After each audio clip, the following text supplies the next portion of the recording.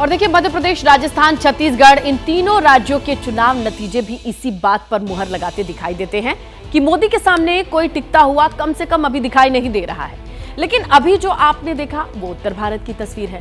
क्या देश के बाकी रीजन में भी बीजेपी इतनी ही मजबूत दिखाई देती है? इस बात की पड़ताल के लिए उत्तर से सीधे लिए चलते हैं पूरब की ओर।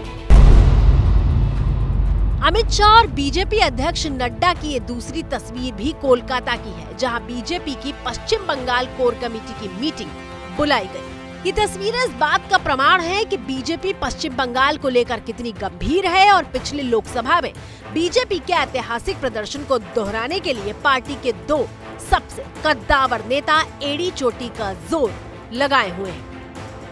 लेकिन बीजेपी को पश्चिम बंगाल में जोर लगाने की कितनी जरूरत है, वो समझने के लिए पूरब में ओपिनियन पोल के आंकड़े क्या कहते हैं, जरा वो देख लेते हैं।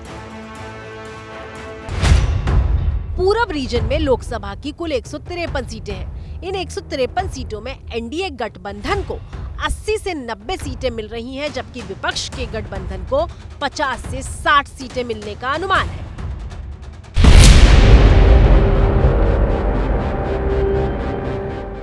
एक बार फिर नीतीश कुमार जी की जो सर्वश्रेष्ठता है वो स्थापित हुई है। जातिगण जनगणना में भी हमने लीड ली, इंडिया गठबंधन बनाने में भी हमने लीड ली, लिहाजा हम सबसे आगे। पर जेडीयू की आवाज में ये खनक इसलिए है क्योंकि बिहार में बीजेपी विपक्षी गठबंधन से पिछड़ती दिखाई दे रही है। एबीपी न्यूज सी वोटर के सर्वे के मुताबिक 40 सीटों वाले बिहार में बीजेपी को 39% वोट शेयर के साथ 16 से 18 सीट मिलने का अनुमान है, जबकि विपक्षी गठबंधन को 43% वोट शेयर के साथ 21 से 23 सीटें मिलने का अनुमान है।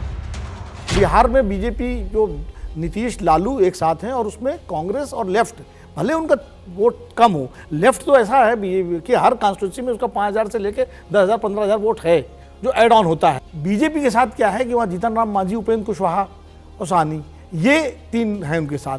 अब ये 2019 में भी थे उनके साथ, ये 2015 में भी साथ थे।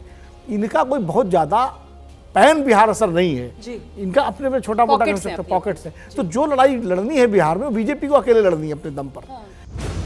दरअसल पूरब में बीजेपी का सामना बिहार में नीतीश कुमार से और पश्चिम बंगाल में ममता बनर्जी से है। नीतीश और ममता साथ आ चुके हैं, बिहार में जो बाकी दल हैं वे भी नीतीश के साथ हैं। इसी तरह से अगर बंगाल में लेफ्ट, कांग्रेस और ममता एक साथ आकर के लड़ते हैं तो इंडिया गठबंधन को फायदा होगा।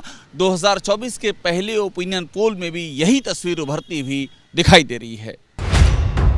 42 लोकसभा सीटों वाले पश्चिम बंगाल में बीजेपी को 16 से 18 सीटें मिलती दिख रही हैं, जबकि टीएमसी को 23 से 25 सीटें मिलती दिख रही हैं और कांग्रेस गठबंधन को 0 से 2 सीट मिलने का अनुमान है।